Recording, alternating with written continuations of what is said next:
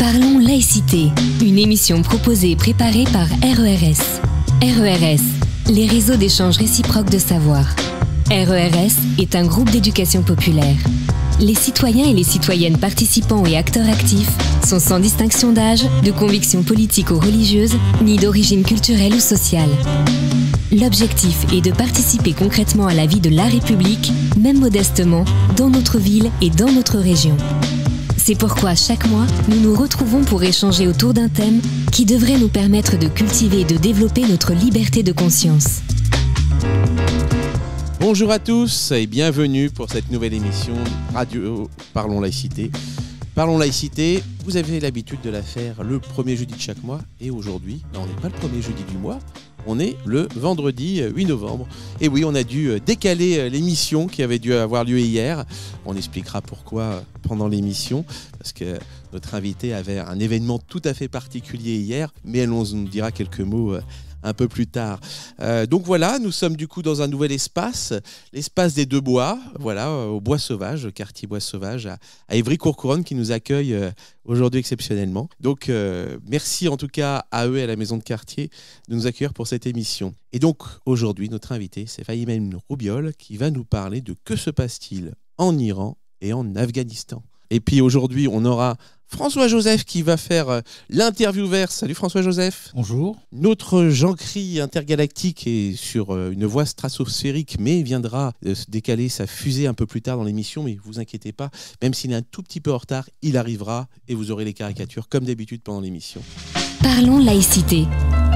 Merci donc à chacun, chacune, ça a été déjà dit.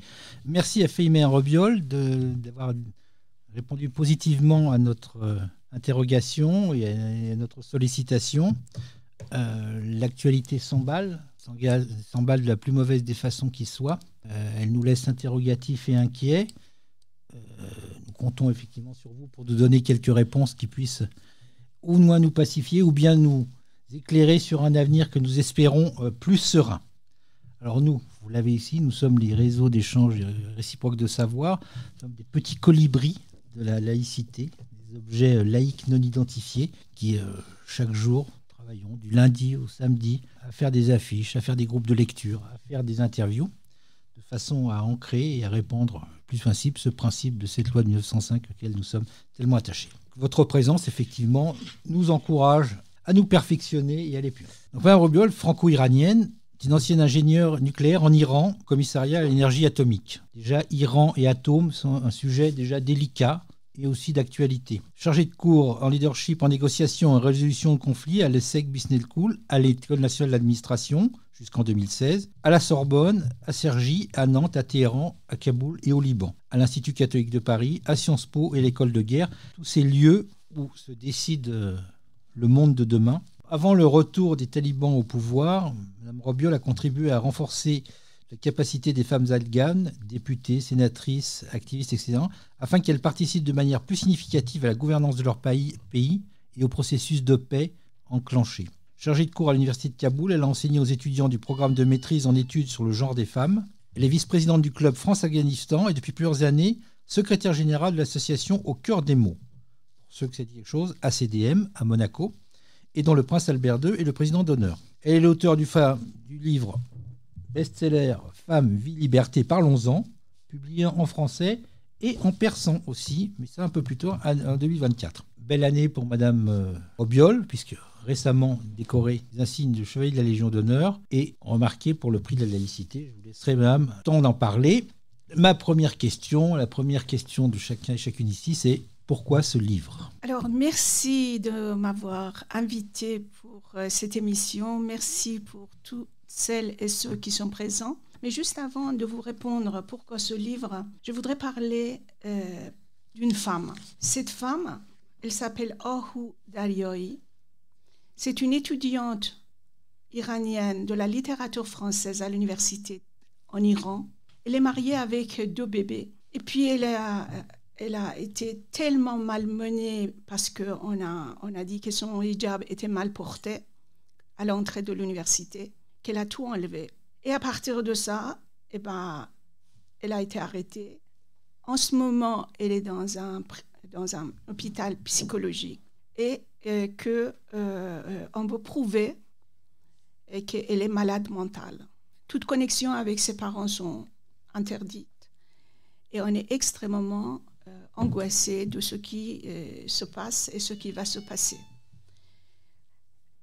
J'ai mis sa photo et à côté, j'ai mis un tableau extrêmement important qui s'appelle « La vérité sortant des puits », qui a été peint en 19e siècle, qu'on espère, avec cette fille, finalement, la vérité sur l'Iran va se ressurgir, et puis que l'opinion internationale soit encore plus sensible à la situation des femmes en Iran. Maintenant, pourquoi ce livre ? Alors, un complément dans votre présentation, non seulement j'ai travaillé dans le nucléaire iranien, j'ai fait toutes mes études en Iran. Vu que personne n'est parfaite, je suis mariée à un Français. On vivait là-bas une vie formidable. Et lorsque la révolution est arrivée, pendant que Imam Khomeini était ici, choyé par le gouvernement de M. Giscard d'Estaing, mon époux était malmené comme beaucoup d'étrangers en Iran et qu'il a été obligé de quitter l'Iran. Et moi, j'étais obligée, quelques semaines après, de partir avec ma fille qui avait 18 mois.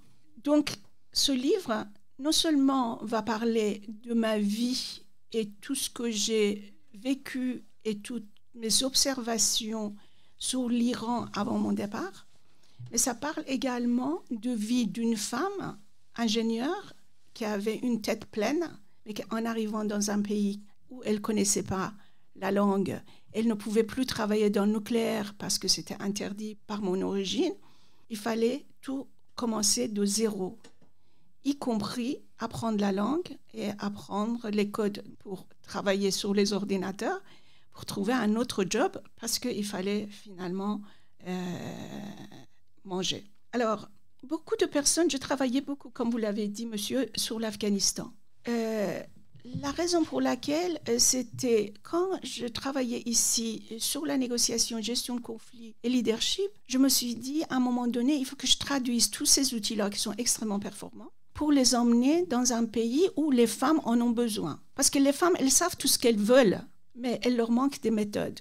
Donc c'est comme ça que je leur ai apporté la méthode et mon objectif était les femmes leaders afghanes, les députés, les sénatrices. Depuis 2009 jusqu'à 2019, tous les ans, parfois 2 fois par an, j'étais en Afghanistan pour cela et, comme vous l'avez dit, j'ai enseigné à l'université de Kaboul. Je faisais beaucoup de conférences pour plaidoirie sur les femmes afghanes. Donc, à chaque fois, on me demandait, mais pourquoi vous n'écrivez pas un livre ? Et chaque fois, je leur disais, je ne vois pas une utilité. Pourquoi je disais ça ? C'est parce que mon travail, non seulement était en nucléaire en Iran, mais après, une fois que je me suis naturalisée, j'ai commencé à travailler au commissariat à l'énergie atomique, où j'ai travaillé pendant 27 ans, jusqu'à 2007. Et vous comprenez bien que je ne pouvais pas, j'avais un devoir de réserve pour ne pas parler de l'Iran. Donc, je ne voulais pas parler d'écrire un livre à moitié. Alors, ce qui m'a mené pour écrire ce livre-là, c'était ce qui s'est passé en 2021 avec l'arrivée des talibans, où vous avez tous vu ce qui s'est passé à l'aéroport de Kaboul. Et les femmes que j'avais aidées demandaient « aidez-nous » parce que c'était des députés, c'était des sénatrices, c'était des ministres, « aidez-nous de partir parce que sinon, on va nous tuer ». Donc, ça m'a créé un tel traumatisme que je me suis dit « mais je ne peux pas autrement que les aider pour venir ici ou ailleurs, mais commencer à écrire ». Deuxième événement qui m'a convaincu qu'il faut que j'écrive un livre, c'était l'année après, avec l'assassinat de Mahsa Amini, la petite jeune femme iranienne du Kurdistan, qui quand elle vient à Téhéran pour rendre visite à sa famille, elle est arrêtée et puis elle est morte par ce qu'ils lui ont fait parce qu'elle portait mal son voile. Donc avec ces 2 choses-là, je me suis dit, parce que j'enseignais également à l'université de Téhéran tous les ans depuis 2009 jusqu'à 2019, parfois 2 fois, aux étudiants de la faculté d'ingénieurs de l'université de Téhéran, je me suis dit, maintenant, il faut choisir. Soit tu vas retourner en Iran, continuer enseigner à tes étudiants, voir ta famille, voir l'Iran, c'est un pays merveilleux, ou bien tu restes ici pour défendre à distance la voix de celle qu'on n'entend pas. C'était une décision difficile, mais je l'ai fait en commençant par écrire ce livre. Donc c'est pourquoi il y a 3 parties sur l'Iran d'un côté, sur la France de l'autre côté, où j'apporte tous mes défis et mes succès également, et la vie d'une femme qui doit travailler et puis arriver à un haut niveau de management. Et puis après, l'Afghanistan, avec tout ce que j'ai vu, les élections, les femmes qui votaient, cette émancipation, et ces étudiants qui voulaient apprendre, une vie pendant 20 ans et qui était extraordinaire pour les femmes à ce niveau-là. Alors pourquoi, chère madame, plaidoyer le combat des femmes en Afghanistan et en Iran? Alors, la raison pour laquelle, c'est que il y a 20 ans, l'ONU a fait une résolution en disant que si les femmes participent davantage en nombre et en participation active dans les processus de paix, la paix où la femme est à la table de négociation va être une paix qui va être durable. Donc, il faut impérativement que les femmes participent davantage en nombre et en efficacité à la table. Mais depuis 20 ans, ce qu'on voit, malgré cette résolution, c'est que la situation des femmes dans le monde entier ne s'est que dégradée. Ne s'est que dégradée partout. Vous voyez, même y compris aux États-Unis, avec la remise en cause de choix d'avortement. D'accord ? Et donc, pour moi, il était extrêmement important de dire, maintenant que les talibans sont là, il faut faire quelque chose. On ne peut pas laisser les femmes dans une situation comme ça pour qu'ils soient complètement condamnées dans le 4 murs de leur habitat. Pourquoi l'Afghanistan ? Je voudrais quand même faire un petit résumé sur l'aspect géopolitique de l'Afghanistan et puis ses richesses qu'il a, qui quelque part la condamne à toutes ces difficultés-là depuis 60 ans. C'est un pays qui est entouré par le Pakistan, le Tadjikistan, par l'Iran, Turkménistan, Ouzbékistan et une petite 76 kilomètres de frontière avec la Chine. C'est un pays qui est extrêmement riche en tout ce que vous pouvez imaginer, cuivre, fer, zinc, or, platine, argent, et surtout, et beaucoup de pierres précieuses, uranium, pétrole, gaz. Donc vous voyez un pays comme ça, qui est géopolitiquement dans un endroit entouré extrêmement important, et regorgé de toutes ces ressources, il est très, très convoité.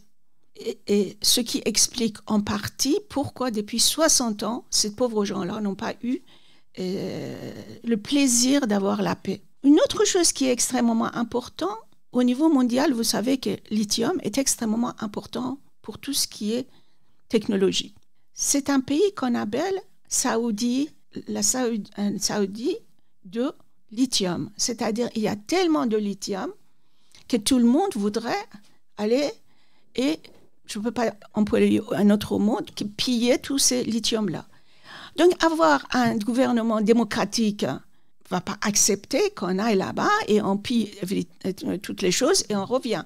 Donc, d'avoir quelqu'un comme les talibans, c'est une très bonne chose, quelque part, pour les Chinois qui veulent aller piller. Et ils ne se rendent même pas compte de l'impact de tous ces minéraux. À partir du moment qu'on les laisse tranquilles, je parle des talibans. Voilà. Donc ça explique un petit peu ces enjeux-là. Donc je me suis dit, il faut faire quelque chose pour contrer les talibans.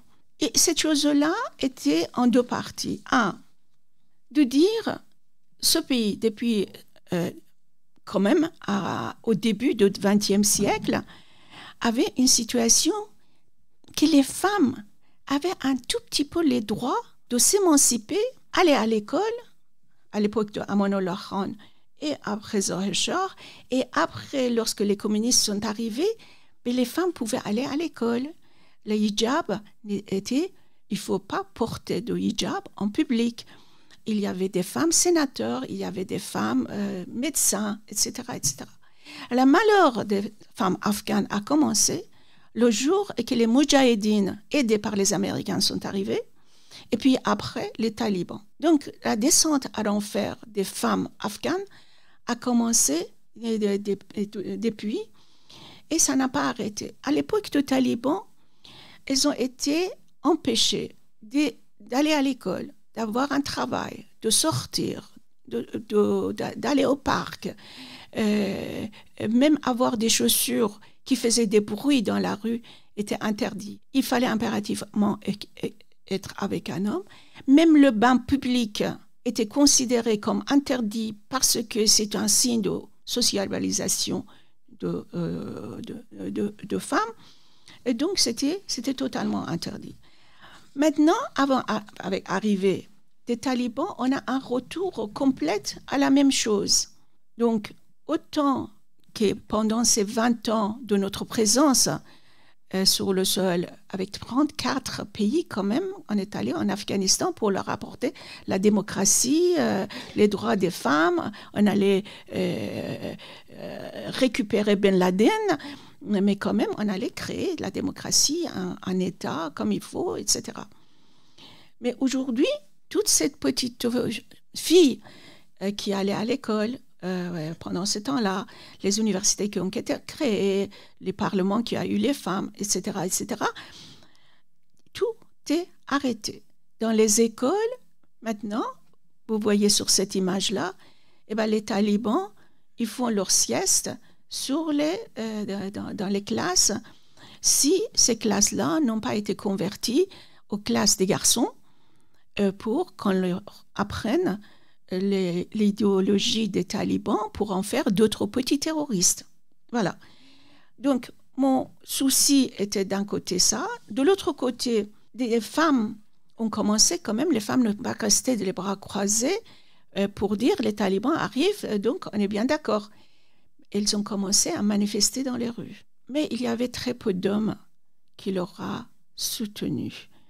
Donc, ces manifestations ont été opprimées avec violence, et on a aujourd'hui, et on en connaît, des personnes des femmes qui ont été emprisonnées, violentées, torturées par les talibans. On a essayé d'aider un certain nombre de ces femmes-là. Certaines sont là avec leur famille, d'autres au Canada, en Allemagne, aux États-Unis. Donc, on essaie un petit peu de les aider pour leur rendre la vie un peu plus agréable. Donc ça, c'est une partie. L'autre partie, c'est de plaidoyer que ce qui se passe en Afghanistan, ce n'est pas normal. Et que ce qui se passe en Afghanistan, avec 165 procédures depuis mi-août 2021 par les talibans, et après, depuis juin dernier, où il y a 114 pages des lois qui disent le visage de la femme et sa voix est une aurat. Aurat en arabe, ça veut dire il est considéré comme sa partie intime de son corps. Donc, il ne faut pas que ça se voie. Et là, le dernier, de 26 octobre, il dit que les femmes ne doivent pas parler entre elles. Il faut chuchoter. Et si les femmes désobéissent à ces règles-là, elles risquent d'être empoisonnées. Et une fois elles sont en prison, puisqu'il n'y a pas de prison partout, ils vont les mettre dans la main de représentants, de ministres de promotion de vertu et prévention de vices, chez eux, en attendant qu'ils soient jugés. Mais ces chez eux-là, eux-mêmes sont des trafiquants. c'est des groupuscules terroristes. Et ce qui va se passer aux femmes, on ne peut pas imaginer. Voilà ce qui se passe.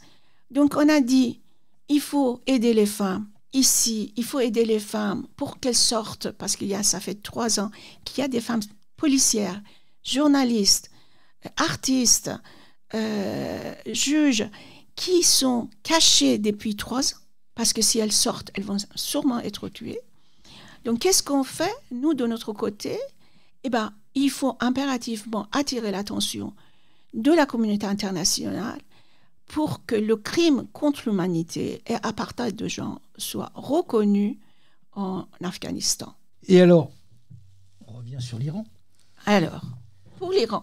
Comment l'Iran gère ses relations internationales en tenant compte de ses alliés, de ses ennemis, son positionnement? Et l'Iran était au centre de nombreuses tensions internationales, notamment au sujet de son programme nucléaire. Voilà. Là, on va être doublement interrogé. Pour l'Iran, j'ouvrirai quand même une parenthèse pour dire qu'en Iran aussi, au début du XXe siècle, comme Amanullah Khan en Afghanistan, comme Atatürk en Turquie, il y avait cet élan de laïcité, de la démocratie, et puis les droits des femmes, pour qu'elles puissent travailler. Et également, en Iran, le port de hijab était interdit dans les sphères publiques.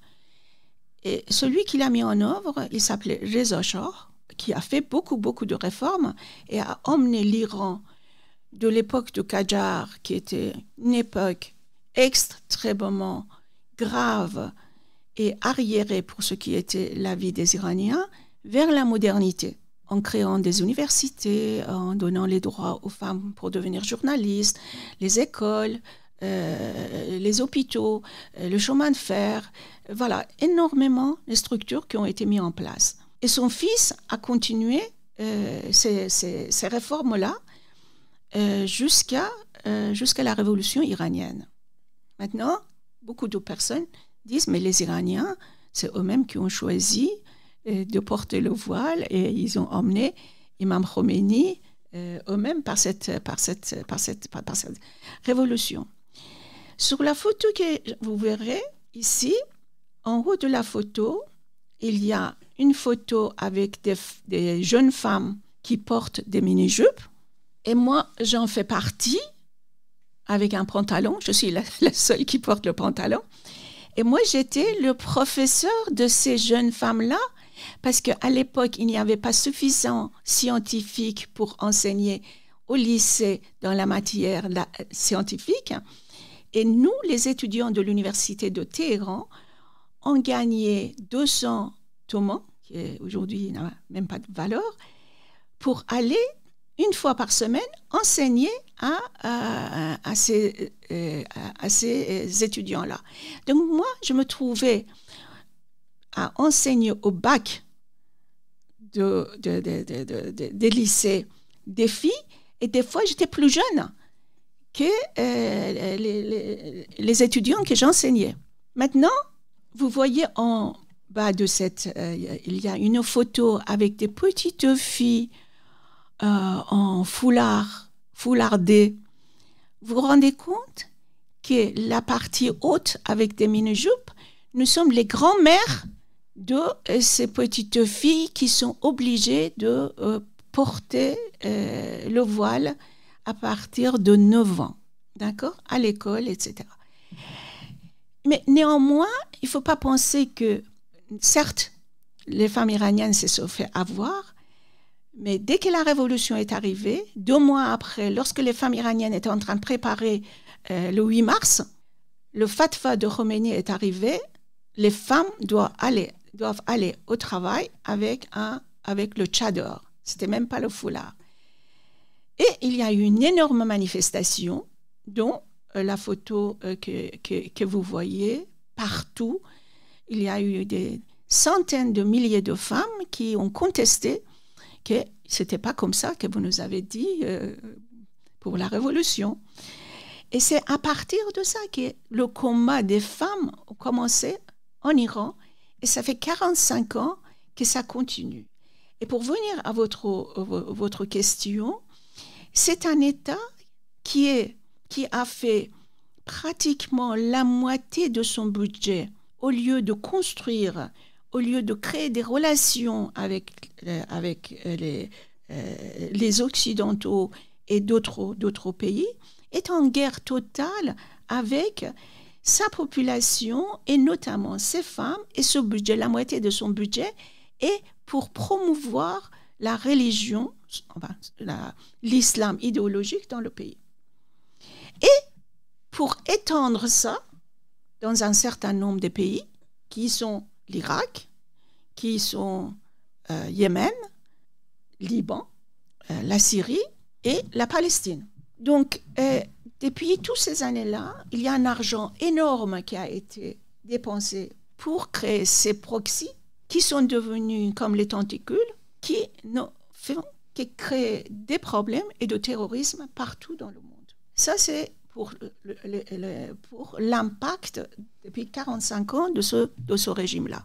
En ce qui concerne les États-Unis plus particulièrement, dès la Révolution, quelques mois après, il y a eu la prise de l'ambassade des États-Unis en Iran. Prise d'une ambassade qui est considérée comme la terre de son pays, c'est la base de quelque chose inédit que le régime a fait et qui a créé 45 années de tension entre les États-Unis et l'Iran, et de facto avec les autres pays occidentaux par des actes terroristes.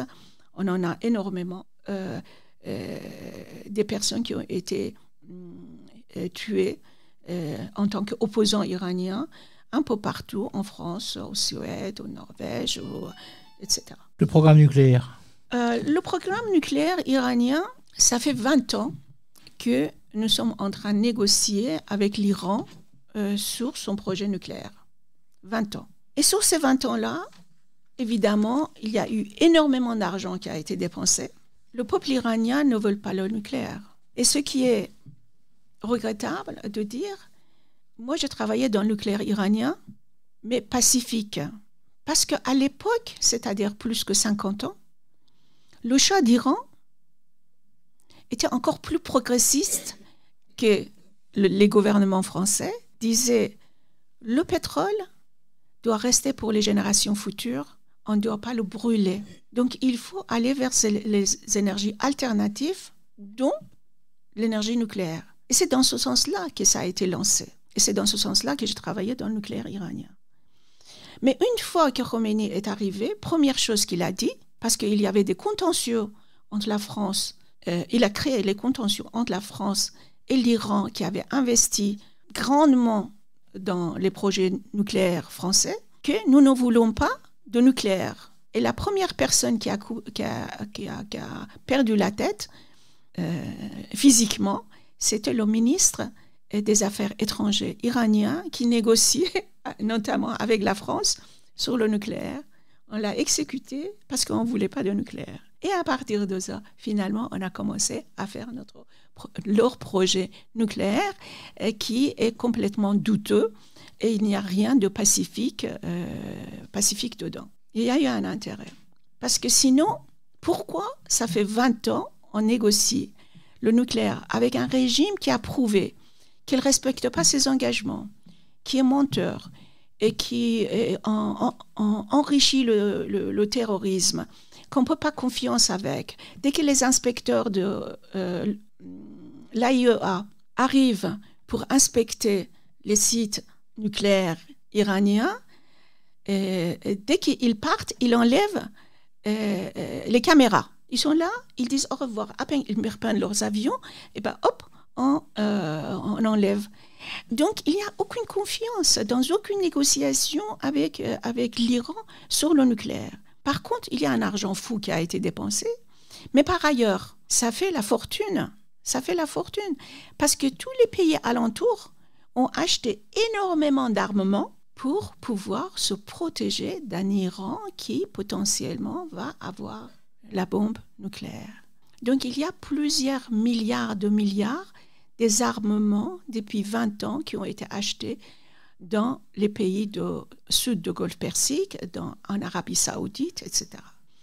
Un autre intérêt de cet Iran qui fait peur, c'est qu'on ne pouvait jamais imaginer, il y a 20 ans, qu'il va avoir l'accord d'Abraham entre les Israéliens et les pays arabes. Cet Iran qui a fait peur, ça rapprochait ces groupes de pays finalement. Bien sûr, maintenant, avec le 7 octobre, cet accord d'Abraham est avorté complètement. Et c'est l'Iran qui est, le régime iranien qui était à la manœuvre. Mais finalement, aujourd'hui, on en est où? Ils prétendent que si l'Israël attaque à nouveau, il va utiliser sa bombe nucléaire. Maintenant, est-ce que cette bombe véritablement existe ou pas? Mais moi, mon souci, non seulement je critique cette carence de 20 ans de négociations inutiles, mais je me dis que pendant tout ce temps-là, ces professeurs tournesol, je parle de tous ceux qui ont travaillé, les militaires iraniens qui ont travaillé sur le nucléaire, ils ont créé sûrement des endroits qui sont contaminés maintenant pendant des siècles et des siècles par les bêtises qu'ils ont fait, c'est-à-dire la terre d'Iran. Je ne sais pas jusqu'à combien d'années restera contaminée et que personne n'en parle. Et qu'il y a un impact environnemental, un impact sur l'eau, un impact sur la vie des gens. Quel est votre ressenti sur l'évolution politique et géopolitique de l'Iran au fil de ces années? Je suis allée en Iran depuis 2009 pour enseigner. La question qui pourrait se poser, comment ça se fait travaillant dans le nucléaire? Quand même, j'allais tous les ans en Iran pour enseigner à l'université de Téhéran. La vérité, c'est que, un, j'ai pas trop peur. Deux, je me disais, ils vont m'arrêter. Troisièmement, j'étais tellement convaincue que ces outils-là que j'ai en main, si je le transmette à ces étudiants de l'université de Téhéran, la faculté d'ingénieurs, à leur cursus de MBA, le jour que ce gouvernement, ce régime va partir, ils pourront être les leaders qui remplaceront ce régime. Donc c'était vraiment une idée auquel j'étais vraiment convaincue que c'est une bonne idée. Et c'est à travers de ça que j'ai observé aussi bien l'université. Dans les universités, vous pouviez voir, il y avait les rangs des filles, les rangs des garçons, avec une couloir. Et quand le professeur homme parlait, il ne regardait que les garçons. Mais quand le soir, j'invitais au dîner mes étudiants, je voyais qu'ils avaient une seule inspiration, c'est la disparition de la religion des sphères de la société. Donc cette chose-là a existé et été cultivée. Il y a eu beaucoup de manifestations depuis 45 ans. Il y a eu des tentatives de renversement du régime, mais chaque fois a été tellement malmené, des personnes ont été tuées, emprisonnées, disparues, que ça n'a jamais été donné un fruit positif. Jusqu'à ce que, justement, ces 45 années de traumatisme et frustration, lorsque Mahsa Amini a été tuée.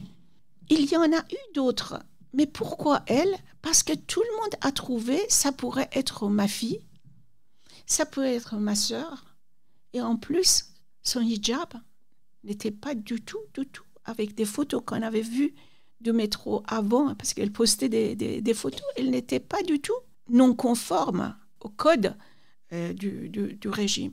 Donc tout le monde s'est identifié à elle. Que ça, ma sœur pourrait être comme ça, ma fille pourrait être comme ça. Et c'est pour ça que c'est devenu vraiment une révolution dans laquelle tout le monde trouvait son inspiration, que ça soit femme, homme, père, mère, sœur, voilà. Et a donné un élan extrêmement important qui a, bien entendu, dépassé les frontières iraniennes et qu'on a eu énormément de solidarité au niveau international. Alors, à ce stade de discussion, chère madame, une question s'impose.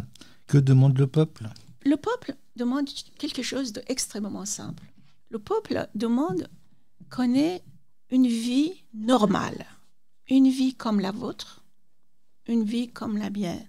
Une vie où elles peuvent ne pas être tout le temps, regarder s'ils ont un foulard qui est en train de tomber, d'être embarqué par la police des mœurs. Que leur Internet fonctionne et que la situation économique soit meilleure et qu'il y a la liberté de parole. Une vie, en somme, une vie normale. Mais cette vie-là, ils en sont privés. La révolution de Mars a montré que ce régime est incapable de s'améliorer. Il y a une divorce qui est prononcée entre le régime et le peuple. À partir du moment qu'avec tout ce qui a été fait, il y a eu quand même plusieurs centaines de personnes qui ont été tuées par la révolution de Mars. Il y a plusieurs dizaines de milliers de personnes qui ont été arrêtées. Certains disparus. Même les médecins ont disparu qui ont soigné des personnes. Les gamines ont été visées par des balles réelles dans leurs yeux parce qu'ils voulaient impérativement les abîmer. Donc, en prenant tout ça, le régime n'a fait qu'encore accentuer ces violences. C'est pourquoi, dans un mot, la révolution Femmes, Vie, Liberté a un seul objectif et une seule demande, de faire renverser ce régime. Une projection d'avenir par rapport à tout ce que vous avez eu la gentillesse de nous dire, c'est quelle est votre vision de l'avenir politique et géopolitique de l'Afghanistan, en particulier après les événements de ces dernières années? Quel rôle pensez-vous que la communauté internationale devrait jouer dans le contexte précité? Si vous permettez, je dis un mot sur l'Iran, quelle est là. Même deux. Voilà. Alors, sur l'Iran, les Iraniens ne demandent pas. C'est un peuple averti où on a 65%. Tout cursus confondu, dans les universités, 65% sont des filles.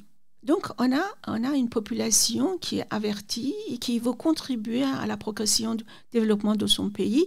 Et ils savent ce qui s'est passé en Afghanistan, ce qui s'est passé en Irak, ce qui s'est passé en Libye, etc.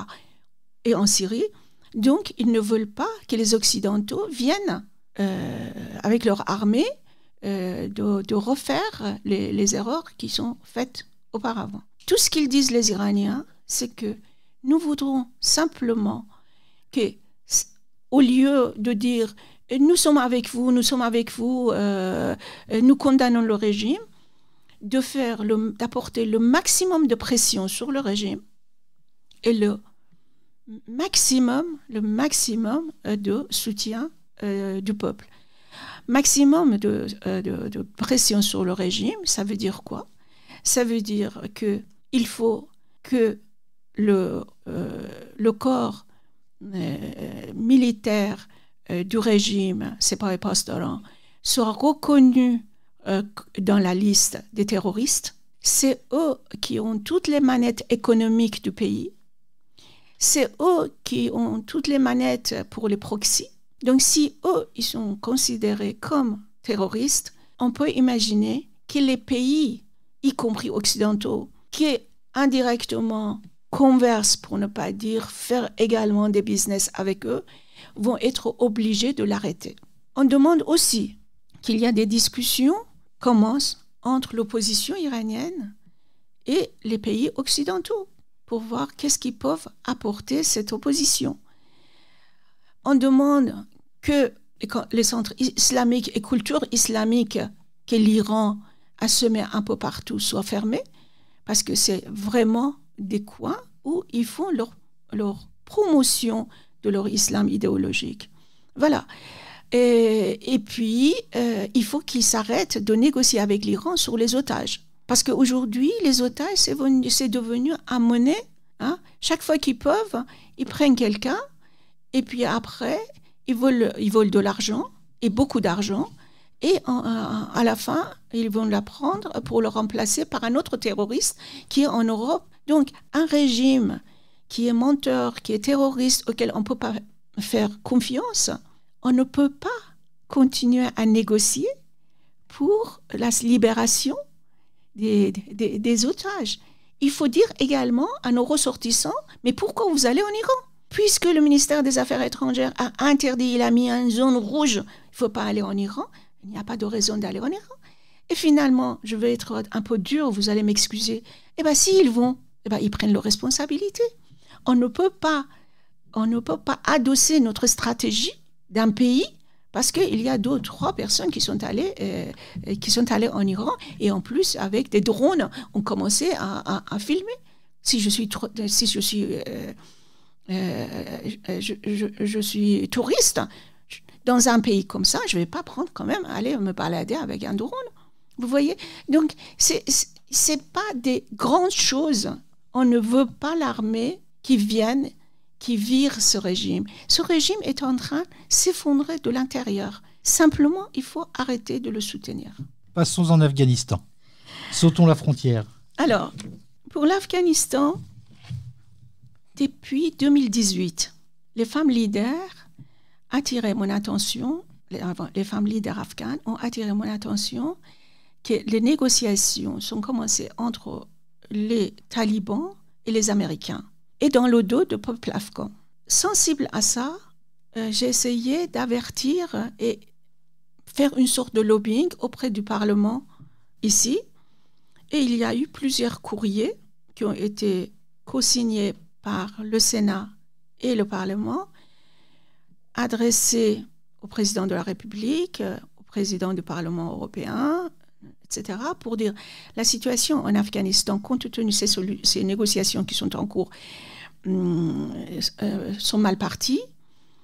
Et vu que la France est membre du Conseil de sécurité, a un pouvoir de mener l'ONU pour que ces négociations-là puissent être faites sous l'égide de l'ONU et non pas entre les Américains et les talibans tout seuls. Il y a eu une deuxième lettre, parce qu'on n'a pas eu... Il y a une première réponse, une deuxième lettre. M. Borrell, en tête de Commission européenne, chargé des affaires étrangères, nous a dit que tout va bien et on est en train de surveiller la situation et que les talibans ont changé. Compte tenu que ça continuait, j'ai fait également une pétition, c'est en mars 2021, juste quelques mois avant l'arrivée des talibans, demandant la même chose, mais ça au niveau international, envoyant à tous les ministères des Affaires étrangères des pays, l'ONU, tout le monde, en disant, écoutez, il n'y a pas de pratiquement femmes à la table de négociation, et l'ONU ne contribue pas, faites quelque chose. Mais malheureusement, malgré qu'il y a eu une 200 signatures de cette lettre ouverte, les talibans ne sont pas venus à cette conférence qui allait avoir lieu en mars à Istanbul. Et puis, ils ont continué à progresser partout dans le pays et ils ont arrivé à Kaboul mi-août 2021. À partir de ça, lorsqu'il y a eu l'élection présidentielle, entre 2 tours, j'ai lancé à nouveau une tribune dans Le Monde en demandant à les 2 candidats, Mme Le Pen et M. Macron, quelle vision vous avez en ce qui concerne l'Afghanistan. Et lorsque c'est le président Macron qui a été élu, je l'ai envoyé sur le site de l'Élysée pour sensibiliser qu'il faut qu'on fasse quelque chose. On ne peut pas laisser les femmes afghanes et puis l'Afghanistan dans cette situation-là. Donc aujourd'hui, qu'est-ce qu'on peut faire? Aider pour que celles qui sont vraiment en danger, et là, il faut vraiment regarder qui sont celles qui sont vraiment en danger depuis 3 ans cachées, pour les aider de sortir. Aider ceux et celles qui sont là pour qu'ils aient une vie décente. Aider également tous ceux qui sont en train d'apporter le dossier au niveau de la Cour internationale de justice de l'Haye pour que les talibans soient reconnus comme condamnés pour crimes contre l'humanité et puis l'apartheid de genre soit reconnu. On approche de l'heure fatidique de d'interview avant la période des questions. Alors, un conseil pour ceux qui nous écoutent, chère madame.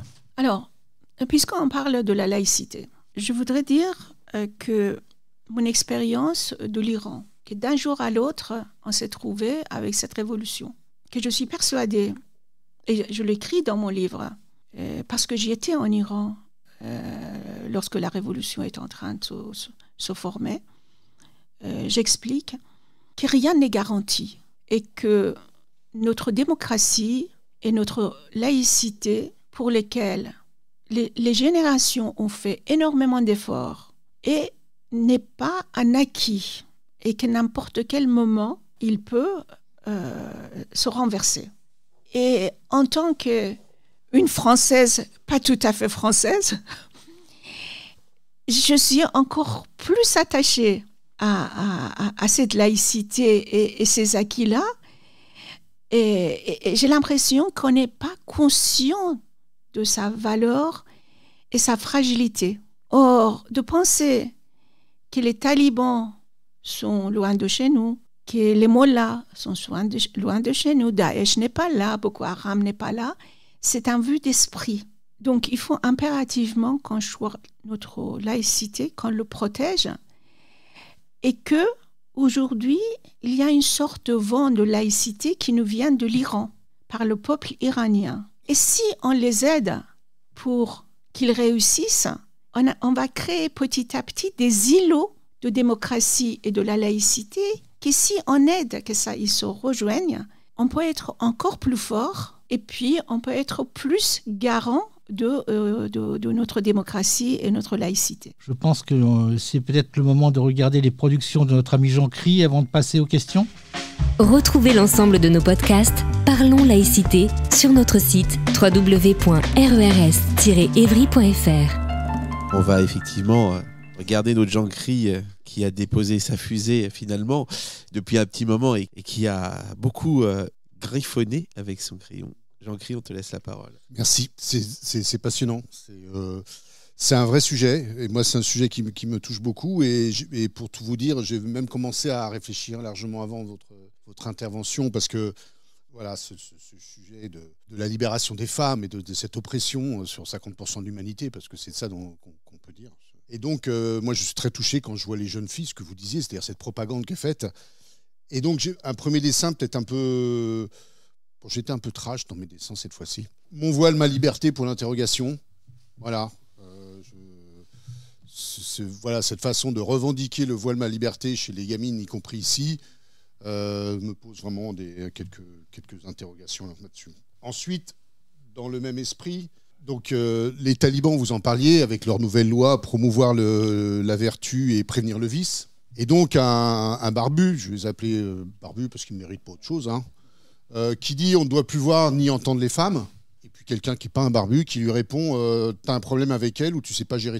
Parce que franchement, on commence franchement à se poser la question si c'est pas juste un problème de testostérone, ou alors si éventuellement c'est autre chose. Ça m'intéresse beaucoup d'avoir votre avis sur, pardonnez-moi la vulgarité du propos, mais je trouve que la démarche est tout aussi vulgaire d'aller frapper une femme, donc ça ne mérite pas plus. Et alors, pour rester dans le cynique, très cynique, une petite affiche qu'on pourrait afficher si tu ne veux pas être lapidé. Stage de port du voile à Téhéran pour enfin être soumise et obéissante, Fondation Khomeini. Voilà, je pense qu'un peu d'affichage, y compris en France, pourrait être fait réfléchir si effectivement certains savent encore de se rappeler qui est Khomeini. Et je reviendrai, j'en ai d'autres sous le temps. Merci. Eh ben merci Jean Cry, on va te laisser continuer à griffonner et on va laisser maintenant le soin au public de prendre la parole et de pouvoir poser des questions. Donc vous levez la main et je vous apporte le micro. Parlons laïcité, le débat. Allez, c'est parti. Donc oui, ce que vous avez dit sur le voile, la laïcité, nous concerne nous directement. C'est-à-dire qu'en fin de compte, l'Iran est ici, clairement, ou chiite ou sunnite, mais de toute façon, la problématique qu'on a ici, particulièrement de la jeunesse qui se voile, et qui ne se voile pas que par rapport à, à un passé qui leur serait imposé par la génération d'avant, mais plutôt par une recherche de racines, parce que je reste persuadé qu'il y a une recherche de racines, mais en même temps sans se rendre compte de ce que ça a comme conséquence du point de vue de leur vie et du point de vue de la relation qu'ils ont avec cette notion de laïcité qui, on le rappelle, la laïcité, c'est la possibilité d'avoir sa religion, de pouvoir la faire de façon la plus libre possible, mais de ne pas l'imposer et de ne pas se retrouver dans une situation où les gens où ils mettent en danger la République. Voilà. Donc laïcité, République, et souvent on pense que la laïcité c'est l'inverse. Et la laïcité c'est de la République et donc par rapport à ça, moi vivant dans ces quartiers, enfin vivant même ici, moi j'ai du mal à comprendre, peut-être aussi parce qu'on ne parle pas suffisamment avec cette jeunesse. Je pense qu'il est essentiel de parler avec cette jeunesse, de voir pourquoi ils ont fait cette démarche-là. Et pour ça, il faut arriver à trouver le moyen de parler avec eux, de les contacter, de les faire venir. Et ça, c'est encore plus difficile. Et encore une fois, ici, c'est devenu une vague de fond. Sur 10 ans, c'est devenu une véritable vague de fond. Donc moi j'ai vraiment une question là-dessus. Et ça m'intéresse de savoir comment vous le percevez. Merci beaucoup. J'ai fait beaucoup d'efforts et chaque fois que je suis invitée et je vous demande de m'inviter pour aller dans vos lycées, je viendrai. Dans mon livre, je parle de la religion. Je suis née musulmane et à partir de 9 ans, je faisais du ramadan. Mes parents n'étaient pas pratiquants. Donc j'ai fait une quête sur la religion qui est allée jusqu'à 14 ans. Je voulais impérativement savoir si Dieu existe, comme beaucoup de jeunes filles. Et puis après, j'ai fini par la philosophie. La quête est vraiment dedans. À partir de 9 ans, et cette gamine, comment est intéressée et comment essaye de chercher, et en plus en cachette, parce que ces genres de questions, vous ne le posez pas dans la société, évidemment. Donc, nous n'avons pas eu beaucoup de problèmes en Iran pour ne pas avoir, avant la Révolution, vous aviez des personnes des femmes qui avaient un fichu comme ça, noué, comme il y a quelques années en France, voilà.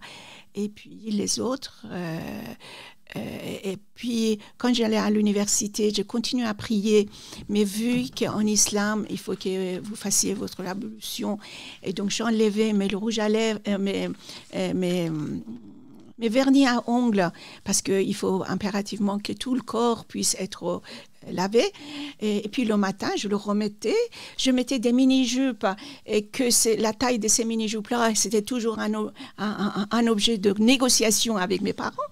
Donc vous voyez, cet islam-là, c'était un islam de l'intérieur. Et je n'allais jamais à la mosquée. Donc pour moi, tout ce que je vois ici, pour moi, c'est surtout, il y a 2 paramètres que moi je vois ici. Un signe ostentatoire. Je veux montrer, c'est un signe ostentatoire et que j'ai rien à faire de ce qui est cette société-là. Deuxièmement, pour moi, c'est une sorte d'esclavage effectué par des hommes.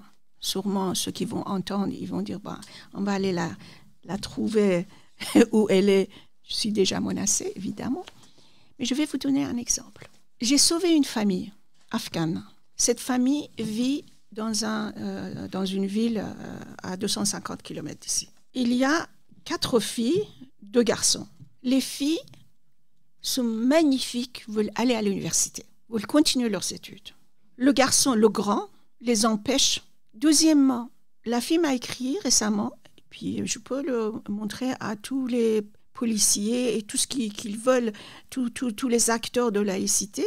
Elle me dit, emmenez-moi s'il vous plaît dans une autre ville pour que je ne porte pas de voile. Parce que si je ne porte pas de voile ici, les Afghans qui sont là me photographient et ils le mettent sur les réseaux sociaux pour me faire honte. Donc vous voyez, je ne pense pas que ça c'est je vous dis, c'est un témoignage d'une gamine qui m'a fait confiance. Combien de filles dans votre quartier font ça parce que ils veulent montrer leur opposition au système, etc., etc. J'ai des témoignages d'une femme de ménage qui d'un jour à l'autre a mis des foulards Et la dame qui l'a embauché lui a dit, mais attends, tu es toujours comme ça. Je suis plus tranquille en passant dans les quartiers comme ça. Il faut parler, mais il faut être conscient qu'il y a une autre chose derrière, qui est le signe d'esclavage. Éventuellement, pour donner un contre-témoignage ou pour me faire l'avocat du diable, j'ai une voisine qui a le foulard, elle n'est pas iranienne, elle est malienne, et c'est pas du tout, je ressens pas du tout ces systèmes d'opposition et autres. Alors c'est vrai qu'on n'est pas un système communautaire en France, contrairement à l'Angleterre, où chacun vit comme il veut et ça pose beaucoup moins de problèmes. Mais quand même, là, je ressens une identité. Votre mode de vie ne m'intéresse pas. Je préfère largement le mien. Et le mien, il porte le voile de façon discrète et autres. Mais je suis bien comme ça. Et ce système-là, ce réseau-là, vaut largement notre égoïsme ambiant, notre façon de vivre ambiante, pour simplifier. Autre chose, vous avez parlé de pourquoi veut-on aller en Iran actuellement. C'est ce que j'ai voulu faire il y a 6 mois. Donc, d'une part, ce n'est pas possible pour un individu seul, pour avoir un passeport. D'autre part, parce que tous les pays qui sont plus ou moins en guerre, plus ou moins en crise, sont beaucoup plus intéressants pour quelqu'un qui veut connaître la façon de vivre d'un pays qu'un pays qui vit normalement avec son flot de tourisme. Voilà, donc j'ai contacté 2 Iraniens par une plateforme et effectivement, ils m'ont largement dissuadé de venir. Chose curieuse, j'avais une gamine, je dirais, je sais pas, elle avait 20-21 ans, en bout de ligne, et elle me disait, je lui posais la question, est-ce que tu es musulmane? Oui, bien sûr, comme tout le monde. Mais est-ce que tu crois en ta religion? Pas du tout. Ma religion est la pire qui puisse exister au monde. Donc, vous voyez, il y a une façon identité musulmane et la pire au monde.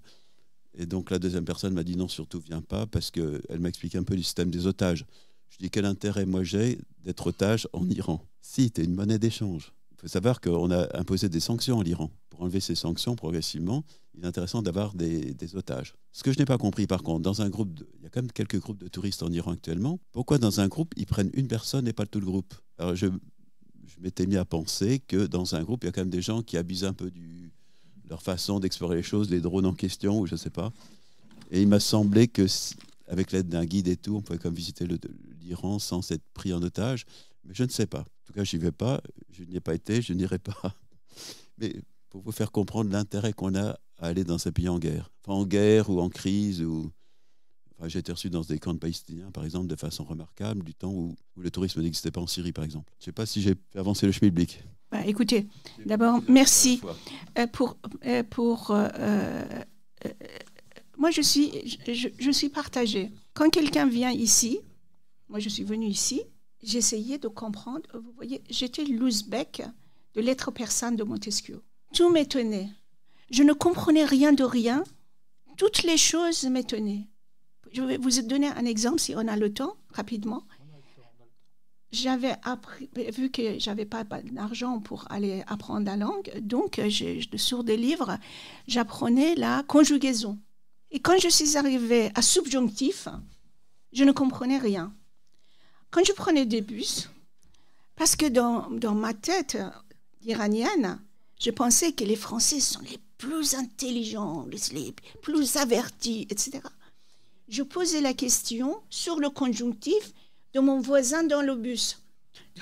Donc vous imaginez la tête de voisin qui dit comment je suis. Elle est sûrement elle est voilà. Donc On va la ramener à l'Asie. voilà. Mais j'ai fait un effort énorme pour pouvoir justement m'adapter et comprendre cette civilisation et comprendre cela. Mais mon message, de façon générale, à ceux qui veulent vivre leur vie, ils n'ont qu'à rester chez eux. Pourquoi ils viendront ici?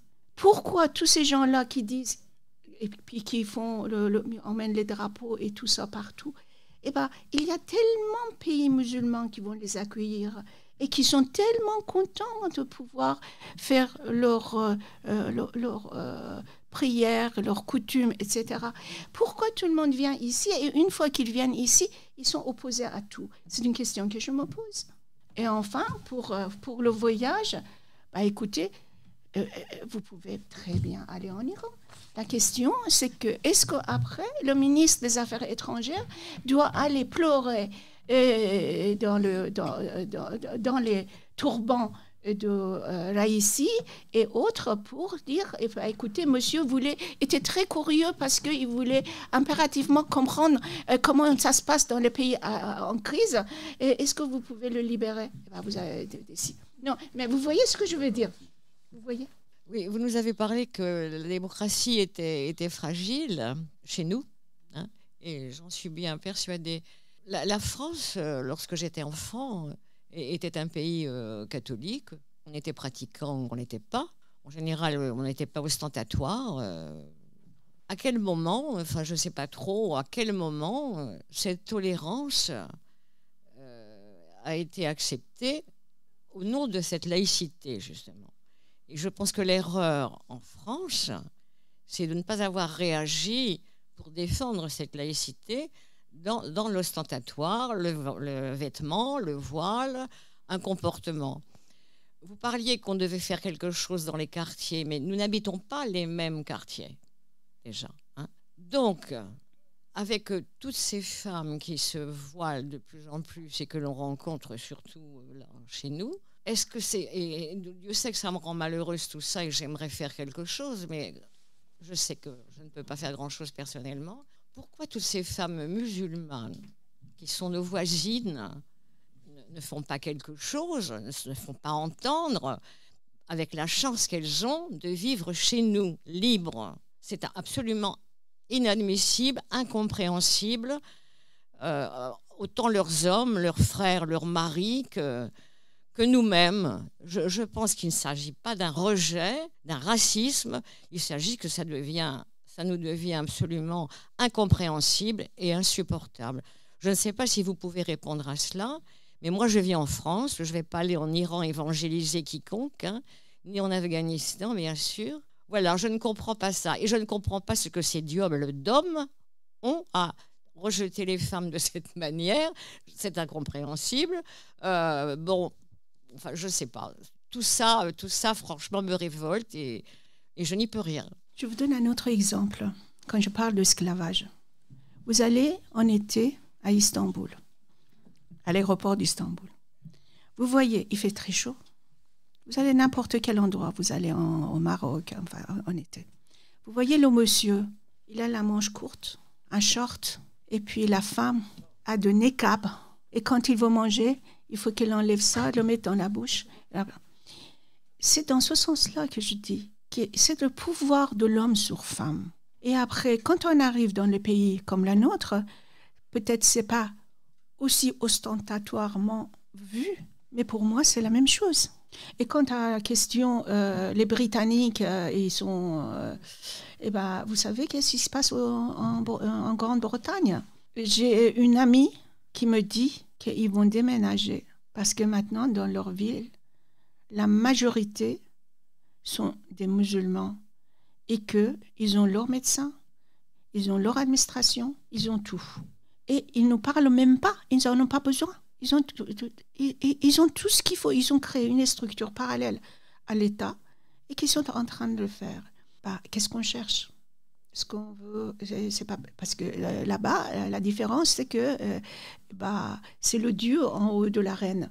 Donc il y a un aspect religieux. Donc c'est pas du tout cette histoire de cette notion de laïcité. Mais qu'est-ce qu'on cherche? Il faut qu'on sache. Quant à ce que vous disiez, madame, moi je pense, parce que j'ai observé, cette Ouzbek observe la société française. C'est depuis 30 ans que c'est arrivé par des enjeux électoraux. Et là, ça continue. Mais moi, je ne suis pas d'accord, désolée pour nommer, je ne suis pas d'accord après 30 ans que M. Jospin dit on a fait une erreur. Mais pourquoi il a attendu 30 ans pour dire qu'il regrette? Oui, une question, sans bien sûr trouver la moindre excuse, mais pensez-vous que les Américains ont une responsabilité dans tout ce qui s'est passé par rapport à tout ça, que ce soit en Iran ou que ce soit en Afghanistan notamment? En Afghanistan, sans doute, parce que l'arrivée des Moudjahidines était organisée par des Américains. La ministre des Affaires étrangères de l'époque a dit que c'est une bonne chose. Donc on a aidé. Et la suite, c'était les talibans.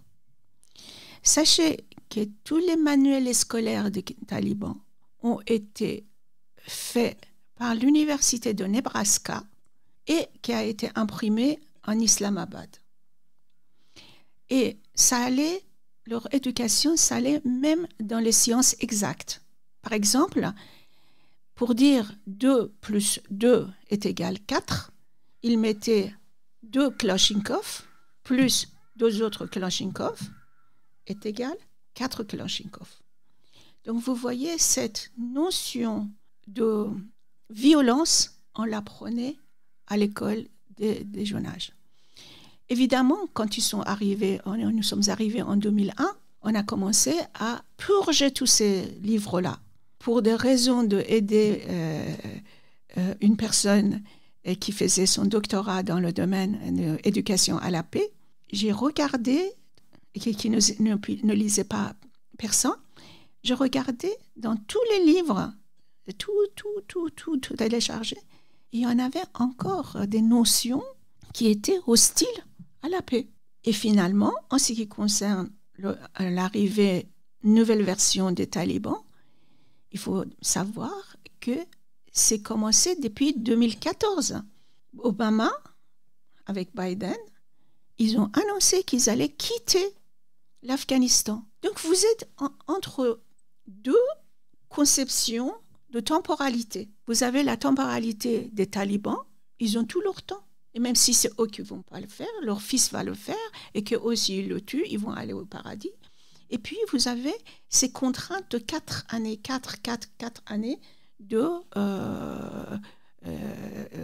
durée présidentielle. Donc les talibans ont resté bien en tête, gardez bien en tête que ça va aller. Une autre raison pour que les talibans ont repris le pouvoir, parce qu'ils étaient partis vraiment à la fin une fois qu'en 2001 ils sont arrivés, c'est que l'argent qui est arrivé en Afghanistan, dont le montant est plus grand que le plan Marshall qui a reconstruit l'Europe, cet argent-là n'est pas arrivé à 80% de la population qui était dans les villages et ailleurs. Et c'est comme ça que petit à petit, ces petits talibans un peu partout ont commencé à prendre la force.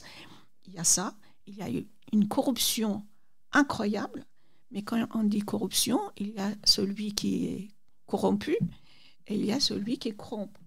Je ne vais pas aller plus loin là-dessus. D'accord ? En ce qui concerne l'Iran, l'histoire, c'est encore autre chose. L'Iran, le moment du Shah, a eu une telle grandeur, et avec les projets de développement du Shah qui voulait de faire de l'Iran le Japon du Proche-Orient, c'était extrêmement gênant pour les Occidentaux. Donc il fallait impérativement que ça s'arrête. Comment on pouvait l'arrêter ? Par une ligne verte qui est la religion. Comme ça, on allait se protéger de la Russie. Et puis, avec cette nouvelle vague de marxistes islamistes qu'il faut qu'on m'explique, et qu'il y a eu lieu avec les Moudjahidines de peuple et tous ces gens-là. Et puis, l'aide occidentaux. Nous avons eu tous les jours que l'avion Air France emmenait les cassettes de Khomeini, pleines de haine, et tout le monde l'écoutait. J'espère que j'ai répondu à votre question. Madame Orbiol, un grand merci pour cet éclairage. Et ce que je retiens de tout ça, c'est la peur. Mais la peur, pour les femmes afghanes, c'est la peur au risque de sa vie. Pour les femmes iraniennes aussi. Nous, notre peur, elle reste la peur de celui qu'on regarde un peu de travers ou celle qu'on regarde un peu de travers. Et nous, on a ici, en France, encore la possibilité d'agir. Et donc, plutôt que d'avoir cette peur qui nous sidère, qui nous met dans l'inertie ou dans l'immobilisme, j'aimerais bien avoir votre avis sur la confiance. Comment, effectivement, ces femmes afghanes, comment ce pays d'Afghanistan, comment l'Iran, comment nous, ici, on peut rétablir la confiance? Et est-ce que vous croyez qu'aujourd'hui, en Afghanistan, on peut avoir confiance dans une résistance humaine qui s'organise, dans une résistance qui s'organise aussi en Iran? Et est-ce que notre résistance à nous, c'est la laïcité ici en France pour qu'on puisse avancer et avoir de nouveau confiance? Et ça ramène à cette cette idée des îlots dont je vous parlais, moi, je participe à toutes les manifestations. Eh bien, participer. Exactement. Écoutez, dans nos manifestations pour les femmes iraniennes, il y a rarement des féministes françaises. Parce que la plupart sont des, je suis désolée de le dire, opportunistes, qui, à partir du moment que les femmes iraniennes disent « je ne veux pas de foulard, je ne veux pas de voile », eh ben, ils ne peuvent pas dire que le foulard en France, c'est le choix de femmes, que ça leur embellit, etc. Donc nous, en interne, en France, on a un gros problème entre nous, sans parler de celles qui le portent. Quel message nous allons le... Voyez, Madame Rousseau? Oui, personnellement, je me délecte de tout ce que vous pouvez dire. Et cet après-midi, on avait un échange de lecture où j'avais abordé la personnalité du commandant Massoud, qui était l'antidote en fait à Ben Laden, donc qui est mort assassiné 2 jours avant les attentats du World Trade Center. Voilà. Je veux dire, c'est un peu facile de taper sur les Américains, mais je pense que c'est l'Occident, tous les pays occidentaux aussi. Quelque part, quand on voit la personnalité de Khomeini, voilà, il avait bien préparé sa révolution. Quand il est arrivé en Iran, son slogan, ça a été « le voile ou la claque », et c'était en 1979. Et on a l'impression depuis, voilà, pour soutenir un autre mouvement des femmes iraniennes, elles étaient réjouies quand le boucher de Téhéran est mort dans l'accident d'hélicoptère. Je veux dire, c'est pour avoir assisté aussi à d'autres conférences, ça avait été dit que l'histoire du voile islamiste, il est en train de revenir en pleine figure. Donc ce n'est pas, pour moi, c'est une menace. Voilà. C'est très bien qu'on applique la laïcité, mais par moment, je me dis que la laïcité et la démocratie en général sont quand même très fragiles. Maintenant, après 30 ans que les dossiers top secrets sont ouverts, on sait que les Américains ont donné l'argent à Khomeini pour arriver. Je reviens au général Massoud. J'ai moi aussi lu avec beaucoup d'intérêt le livre que sa femme a écrit. Ma question est, j'ai entendu dernièrement comme quoi le fils à Massoud était en Afghanistan et comme quoi il cherchait à se défendre face aux talibans. Savez-vous quelque chose par rapport à ça, s'il vous plaît? Alors, Massoud, commandant Massoud, c'est un personnage historique. Il a fait des choses extraordinaires. Son fils, c'est son fils. Vous voyez, moi, je l'ai rencontré. Il n'est pas en Afghanistan. Il n'est pas en Afghanistan. Et il tente. Mais il est plutôt pour une solution pacifique. Au moins, ce qu'il dit. Est-ce qu'avec les talibans, on peut avoir une solution pacifique sans aide les étrangers? C'est une question que je me pose. J'ai visité justement, dans le livre, j'ai visité le mausolée de Massoud, le Panjshir. Donc j'explique, je suis allée chez lui, évidemment après son assassinat, le musée, tout ce qui était en construction, tout ça. Ce qui m'étonnait, le fils de Massoud, Ahmad Massoud, il dit qu'il représente la jeunesse afghane. Ce qui est extraordinaire. Mais moi, je me dis, comment ça se fait que personne n'a vu ni sa femme, ni sa sœur, ni personne? Comment on peut être représentant à partir du moment qu'il y a un rideau sur la famille? Peut-être c'est pour la sécurité, j'en sais rien. Mais la même chose pour commandant Massoud, personne n'a vu ni sa femme, ni ses filles, etc. Donc, aujourd'hui, après ces 20 ans-là, qu'on a appris aux femmes afghanes qu'une autre vie est possible, elles veulent se mettre devant la scène, elles veulent parler, elles veulent briller, et les poétesses, et les journalistes, et les philosophes, etc., etc. Est-ce que ces deux choses-là sont compatibles? Je n'en sais rien. Vous voyez? Mais c'est vrai que parmi les Tadjiks, il a beaucoup de des personnes qui sont pro lui. Vous parliez tout à l'heure de l'arrivée effectivement de l'ayatollah Khomeini au pouvoir, attendez qu'on puisse y arriver. Enfin, le portage par les services américains de Khomeini au pouvoir, alors que l'immense effort du Shah, quelle que soit sa politique, avait été de développer son pays au point d'en faire, comme vous le citiez bien, le Japon du Moyen-Orient. Deux choses. Le premier décret que prend Khomeini en arrivant en février 1979, il est très simple. Il est interdit de sodomiser son âne, c'est-à-dire fantastique saut en avant jusqu'au XIe siècle. Et les deux premiers à se ruer à Téhéran pour demander leur lettre de créance, c'est Arafat et notre ami libyen. Voilà. Avec beaucoup de sous-partis. Voilà. Les deux premiers arrivés. Le premier, c'est le 2 février, Arafat est là-bas. Le lendemain, c'est le numéro 2 du régime libyen. Donc ça pour montrer effectivement qu'il n'y a pas de hasard et qu'il y a bien effectivement une volonté là-dessus, que tout cela est un méchant fumet, vous l'aviez rappelé, madame, avec beaucoup plus de brio que nous, puisque vous en avez été quasiment l'acteur, un sale fumet de pétrole, un sale fumet d'argent. Et quand on sait qui est le premier producteur mondial de pétrole, c'est pas le Qatar, ce sont les États-Unis. Dès lors que l'on touche à cette rente universelle qui est la leur, tous les coups sont permis, fut-il ceux qui prennent leur temps. Après, pour vous répondre, Mme Briantais, il y a un truc qui est tout simple. C'est la traduction même du mot islam. Le mot islam, c'est conquête et reconquête, c'est soumission. Donc, c'est-à-dire que il n'y a pas de raison qu'ils aillent dans des pays musulmans, puisque si vous me l'autorisez, le travail est déjà fait. Il reste à aller là où le travail n'est pas fait. Il y a des continents où ça se passe mal. Je pense par exemple aux violentes émeutes pro-musulmanes qu'il y a eu en Inde et qui ont été réprimées de la manière radicale par le gouvernement indien, c'est-à-dire qu'ils ont tiré dans le tas. Que ce soit au Pendjab ou autre, je rappelle que les deux Pakistans sont nés quand même d'un séparatisme musulman. Les deux Pakistans, Est et Ouest, c'était l'Inde, jusqu'en 1947. Bon. Donc il a bien fallu. Aujourd'hui, le gouvernement indien dit, moi, si vous avez des velléités musulmanes, vous avez un truc qui s'appelle le Pakistan, d'un côté comme de l'autre, mais pas chez moi. Les États du nord de l'Inde ont été secoués par ces velléités. Je ne sais pas par qui elles sont, enfin, elle le sait, il y a des gens qui le savent, enfin, je ne suis pas devin. Elles ont été calmées. Je ne dis pas qu'il faut le faire en France, parce que ce n'est pas la solution. En France, on a une arme, ça s'appelle la loi de 1905, ça s'appelle la loi de 2004. Et déjà, leur stricte application nous amènerait beaucoup de choses.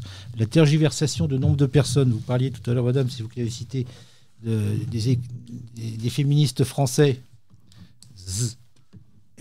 et de leur représentante officielle qui dit la même chose et son contraire, et qui oublie de voir l'essentiel, est inqualifiable.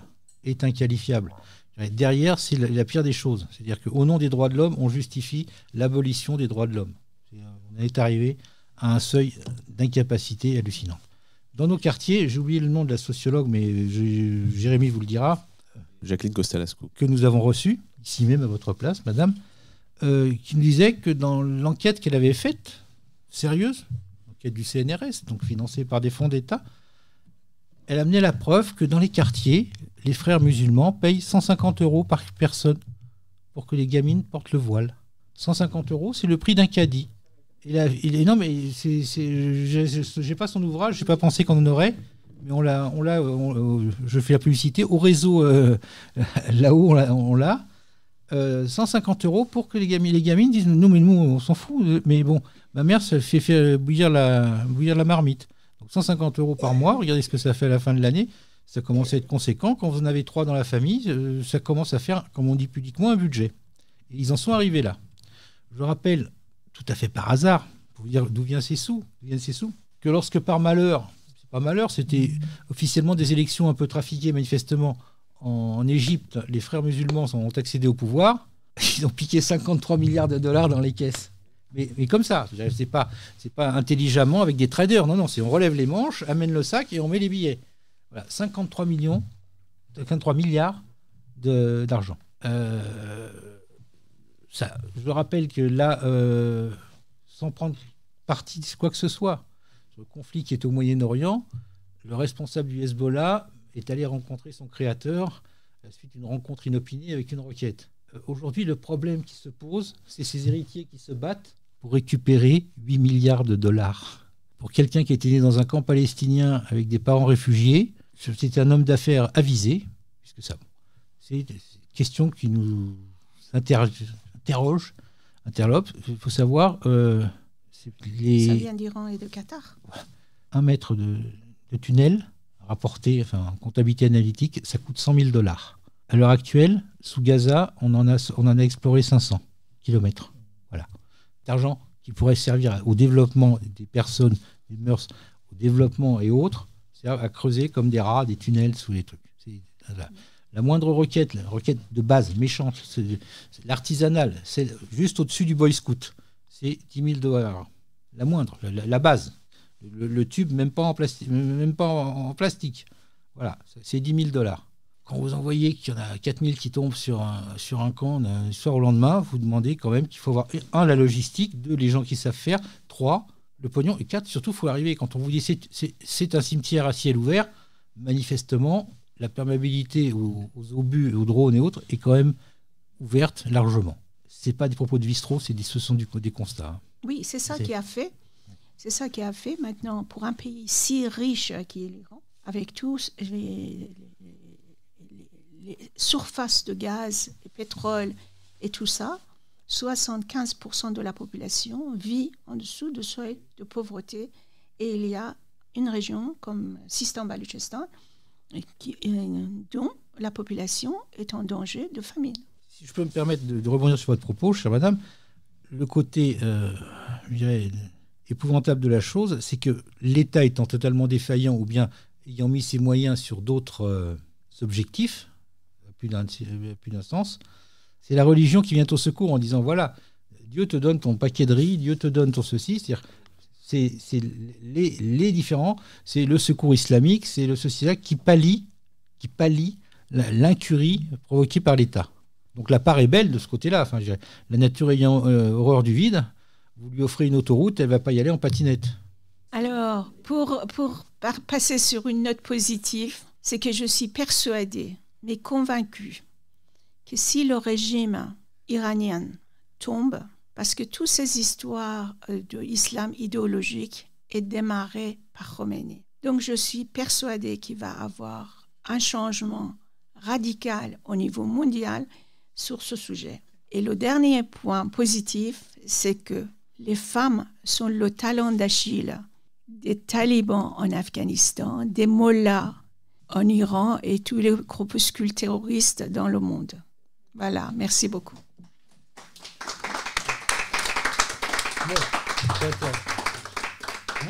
On va faire un petit tour du côté de Jean-Cri qui nous a encore griffonné quelques dessins. Oui, effectivement, le sujet est inspirant. Alors, j'ai repris ce que vous disiez au sujet de l'Afghanistan.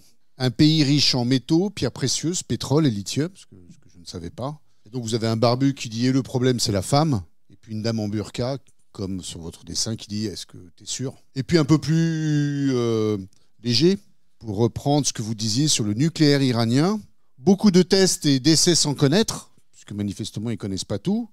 Et vous avez toujours un barbu, mais cette fois-ci, qui lève les 2 mains, il a 2 fois 6 doigts, il a 3 pieds, et il dit « mais pas du tout, on maîtrise ». Excellent. Ce dessin, c'est vrai, ça fait sourire.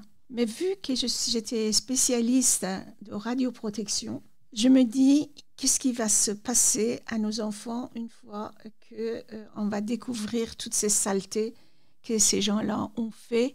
Et en plus, on sait qu'ils l'ont fait proche des habitations, comme à Tchernobyl, à l'entour de Tchernobyl. En tout cas, c'est magnifique. Oui, merci beaucoup de tout ce que vous nous avez expliqué. J'étais assez ignorante de ce qui s'était passé en Iran et en Afghanistan, relativement ignorante quand je suis venue. Moi, la question que je me pose quand même, qui est une question finalement plus individuelle et moins politique que ce que vous nous avez expliqué, c'est mais ces femmes qui sont emprisonnées, carrément, elles ont quand même des maris et des fils. Ils sont pas tous islamistes forcenés quand même. Enfin, je me dis, mais du coup, quelle éducation elles peuvent donner à leurs garçons et leurs maris, ils acceptent. Enfin, j'ai quand même, je me dis, ok, il y a les femmes, mais il y a des hommes aussi, autres que les talibans ou les mollahs. il y a beaucoup de femmes qui sont veuves à la suite de la guerre. Et le problème vise surtout ces femmes-là, parce que compte tenu que vous devrez être accompagné par un chaperon pour aller chercher quelque chose, vous ne pouvez pas sortir sans. Vous ne pouvez pas sortir sans. Donc vous êtes encore plus condamné à l'intérieur. Vous ne pouvez pas aller chercher l'aide humanitaire s'il y en a. Parce qu'avant, l'aide humanitaire par l'ONU et tout ça, c'était distribué par des femmes. Donc c'était des femmes aux femmes.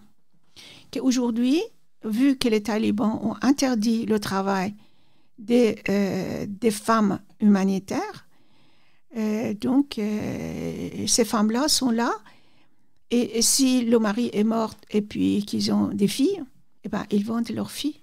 Et vu que d'avoir des enfants et beaucoup d'enfants, c'est une sorte de fierté masculine, et que le Dieu va leur donner à manger, et ben après, quand ils ont faim, et ben ils vendent des bébés. L'UNICEF a recensé un bébé de 10 jours qui est vendu pour être marié à un homme de je ne sais pas quel âge, pour que les gens pour que la famille ait à manger. Donc ils vendent les enfants, les filles notamment. En ce qui concerne les filles, on donne moins à manger aux filles qu'aux garçons, parce que c'est les garçons qui travaillent. Et puis quand encore on ne peut plus quoi faire, parce que le souci c'est qu'il y avait des femmes qui travaillaient dans les services, dans les champs, en tant que professeur, en tant que maîtresse de l'école, en tant que au niveau du gouvernement, les femmes de ménage, toute cette économie est disparue. Donc aujourd'hui, elles sont toutes en burqa et elles sont devenues des mendiants. Et en plus, ils ont interdit d'être mendiants. Vous voyez? Et quant aux hommes, bon, évidemment, il y a des hommes qui sont outrés que leurs filles ne peuvent pas aller à l'école. Et encore, ils sont plus outrés parce que si un talib, maintenant, heureusement que tout le monde doit couvrir le visage, quand un talib voyait une fille dans la rue, le capter, kidnapper, violer, et sous prétexte que elle n'était pas tout à fait bonne musulmane, bah, la tuer et puis le jeter quelque part. Aujourd'hui, c'est une honte quand l'ONU dise qu'il y a la sécurité en Afghanistan. Mais avant la sécurité en Afghanistan, c'était les talibans qui mettaient les bombes. Maintenant, ils ne vont pas mettre les bombes pour eux-mêmes. Mais aujourd'hui, personne n'est en sécurité en Afghanistan. On a des témoignages on a préféré de lancer la gamine dans un puits de risque de ne pas être prise par un talib. Donc vous voyez la situation. Évidemment, ceux qui ont pu sortir avec leur famille, bah, tant mieux pour eux. Il y a des talibans qui emmènent leurs enfants pour faire des études à Doha et tout ça. C'est-à-dire ce problème-là, ils font tout ça pour le peuple afghan. Or, eux-mêmes, ils considèrent que les enfants, dont les filles, doivent faire des études. Et après, ce qui me heurte, quand vous regardez cet aéroport de Kaboul, il n'y avait que des hommes. Ils sont partis sans leurs femmes, sans leurs sœurs, sans leurs... Et là, maintenant, vous les voyez ici. Et moi, je connais une personne qu'on a sauvée qui est menacée par les talibans ici, à Paris. On lui a envoyé le message parce que tu avais des mandats législatifs, tu étais contre nous, on va te tuer. Donc, on est en sécurité. Je crois savoir qu'il y a à peu près 40 millions d'Afghans. En gros, 20 millions d'hommes, 20 millions de femmes. Combien il y a de talibans? 20 millions? Ou 100 000 qui tiennent le pouvoir et 19 millions qui s'écrasent? Pareil, presque la même question en Iran. C'est plutôt ça. C'est-à-dire qu'on estimait moins de 1 million de talibans quand ils sont arrivés. On ne peut pas dire que les 19 millions d'autres ne le sont plus. Parce que quand vous avez faim et que le seul choix que vous avez, parce qu'il n'y a plus de job, il n'y a plus d'industrie, il n'y a plus rien, les talibans vous disent, écoute, si tu viens dans notre rang, on va te donner à manger à ta famille aussi. Vous voyez, on a notre souci, c'est que nos concepts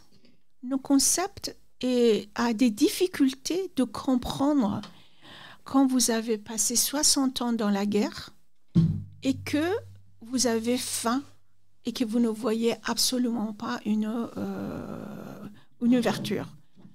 Auquel s'ajoute que de toute façon, l'Afghanistan était un pays patriarcal où la femme,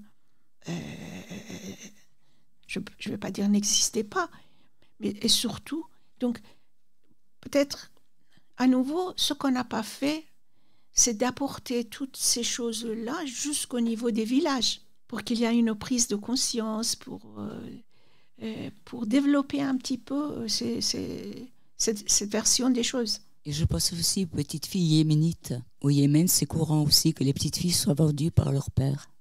C'est la pauvreté et c'est la guerre. Donc c'est pour ça qu'on dit, le jour qu'on coupe la tête du serpent à Téhéran, enfin Yémen pourra respirer. Les Libanais sont très contents de ce qui se passe. Moi j'étais au Liban, j'ai visité les camps palestiniens. Petite question, Fahimane, hier tu étais à la remise des prix laïcité à la mairie de Paris, organisée par le comité Laïcité République, où tu as fait un discours, et notamment la lauréate du prix international de la laïcité, dans son discours, qui est belge, nous disait qu'elle aimerait une nouvelle législation par rapport à la question du voile en France, qui permettrait d'interdire le port du voile pour les mineurs. Voilà, je voulais savoir qu'est-ce que tu en pensais de cette proposition, et est-ce que tu penses que ça irait dans le bon sens ou pas? Je pense que faire une loi, c'est pas du tout suffisant. C'est à côté duquel on continue pas à faire une éducation dans les écoles sans que nos professeurs aient peur au ventre. C'est ça. Parce que si ils se sentent pas suffisamment protégés, ils vont pas aller jusqu'au bout des discussions.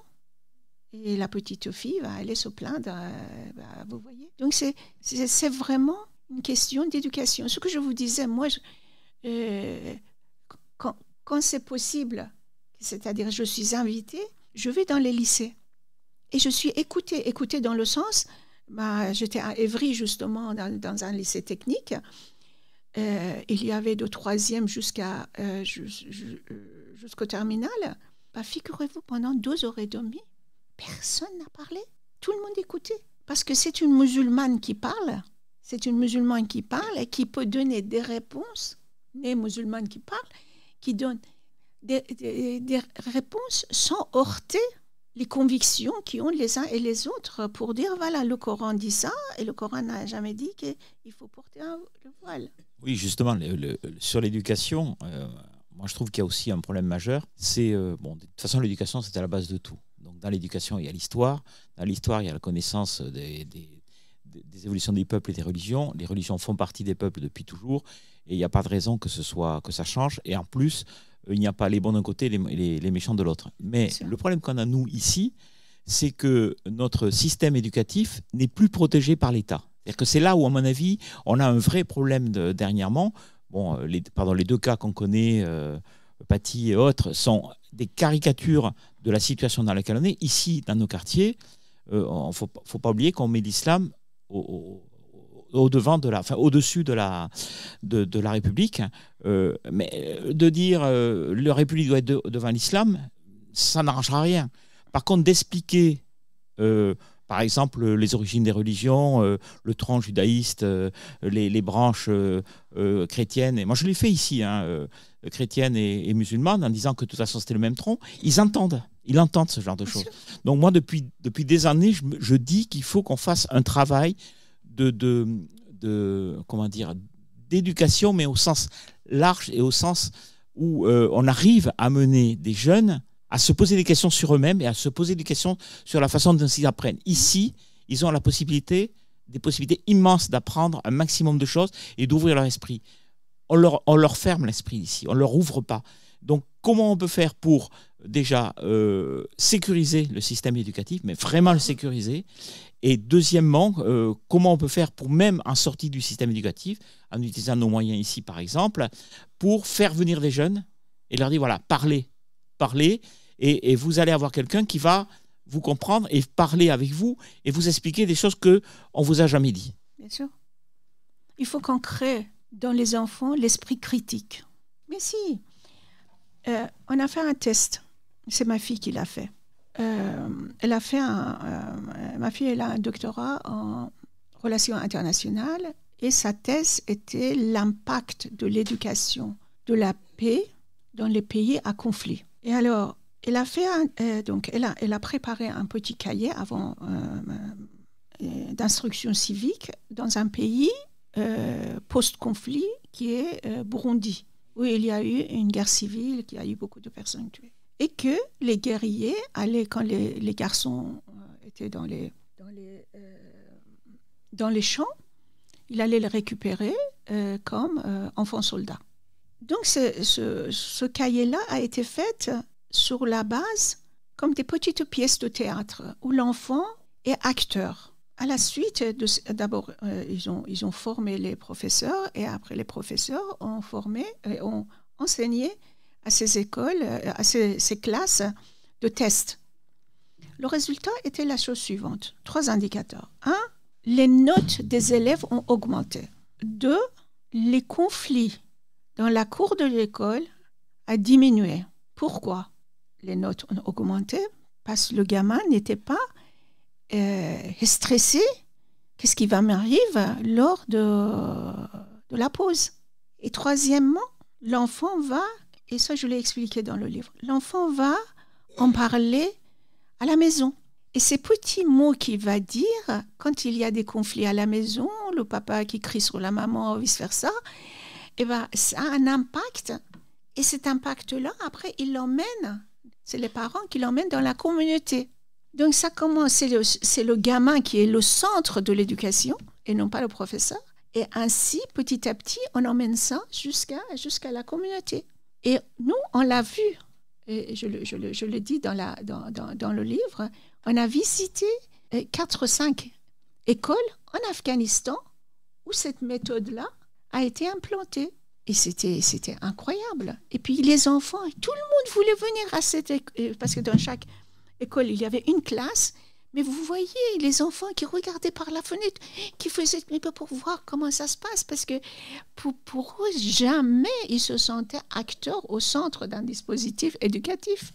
Et une fois, je ne sais pas, un inspecteur académique, je leur ai dit comme ça, ça serait bien de faire une éducation à la non-violence, à l'éducation nationale. M'a regardé comme ça, madame. Il y a tout à fait autre chose qui sont en train de se passer, on n'a pas besoin. Des visionnaires. Eh bien, merci beaucoup, Fahimane. Je pense qu'elle mérite des applaudissements. Nourris. Merci à vous. Merci de m'avoir écouté. Merci beaucoup. Merci. Retrouvez l'ensemble de nos podcasts Parlons laïcité sur notre site www.rers-evry.fr. On rappelle le livre de Fahimane, donc Femme, Vie, Liberté, Parlons-en, qui est aux éditions Edilivre, voilà, que vous pouvez acheter si vous le souhaitez. Et puis merci beaucoup, parce que je pense que ça a été vraiment très éclairant pour tout le monde. La prochaine fois, on va se retrouver le jeudi 5 décembre, de nouveau à la MJC Centre social Simone Signoret. On reprend nos bonnes habitudes et on va parler laïcité et sport. Et on aura Maxime Moulazahed, qui est commentateur sportif, qui viendra traiter du sujet. Et puis je vous annonce aussi que bientôt le 9 décembre arrive, et le 9 décembre c'est bien sûr l'anniversaire de la loi 9 décembre 1905 portant séparation des églises et de l'État. On vous propose un programme au réseau d'échange réciproque de savoir tout à fait pertinent et intéressant, et notamment nous serons à l'Espace des Deux Bois ici même le soir pour une projection débat du film Amal, un esprit libre, donc qui sera aussi un bon moment. Et juste avant, on aura une remise des prix de ceux qui auront fait le MOOC de l'école Marianne. J'en dis quelques mots. L'école Marianne a organisé un MOOC que vous pouvez faire en ligne pour comprendre et maîtriser la loi du 24 août 2021 renforçant les principes de la République. C'est une formation complètement gratuite que vous faites en ligne comme vous le voulez. Et si vous l'avez fini avant le 9 décembre, donc, vous pourrez recevoir le diplôme de l'école Marianne. Donc vous allez tout simplement sur le site pour pouvoir le faire. Merci à tous et puis je vous dis rendez-vous au mois prochain. Cette émission est maintenant terminée. Retrouvez l'ensemble de nos podcasts Parlons laïcité sur notre site www.rers-evry.fr. Et pour rester informé de notre actualité et communiquer avec nous, rendez-vous sur notre page Facebook.